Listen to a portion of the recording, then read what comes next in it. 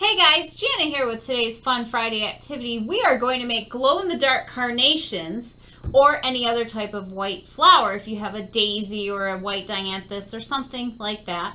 What you're going to need for today's experiment are one or two or three, however many flowers you have, glasses with water. You'll also need 3 white colored or light colored flowers. If you're going to trim them down, please trim them under running water to preserve the plant tissue to help with our uptake. So we're also going to need highlighters. We're going to use 3 different highlighters to do 3 different colors, and what you're going to need in addition to the highlighters is something to cut them open with. I have a pair of side cutter pliers. This is where you'll need mom and dad or an adult to help you cut these open. So what we're going to do is open up our highlighters. Now to do that, we're going to take our pliers and we're just going to either cut or grab the ends. The ends should pull out or snap off, and then you're just going to shake your highlighter until the center comes out.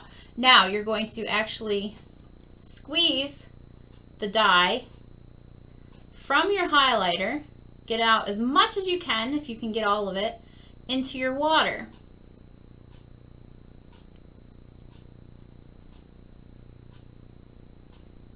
So we're just going to simply squeeze these. You can do all of the same color or you can do different colors, whatever you choose. I'm going to try different colors just to see if different color highlighters work differently. Now remember, to get this experiment to work well, you will want to make sure you get about the same amount of dye into each glass. So we'll try the pink one. And we'll just keep on squeezing it out to color our water. Now, once you get this done, you want to leave your flowers in an area where they won't be disturbed for 24 hours. That 24 hours is going to give the flower enough time to drink up the water with the ink in it and to potentially take on some glow-in-the-dark colors. So we'll just get this last one together.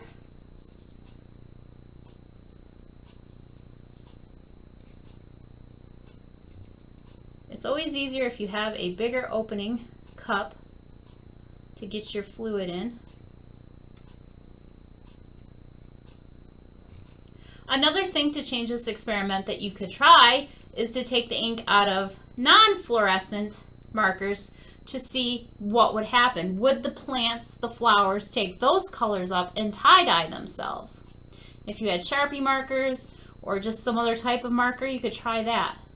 But remember to get parents' help to cut the ends off.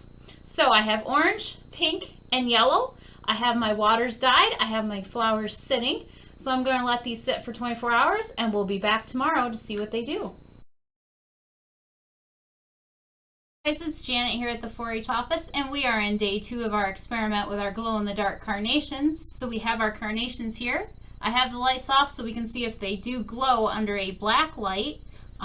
If you can see our orange carnation, it did take up the color quite well. It is quite orange along the edges. If we look at our pink carnation, no real change, no real color change. It didn't really take up the pink color.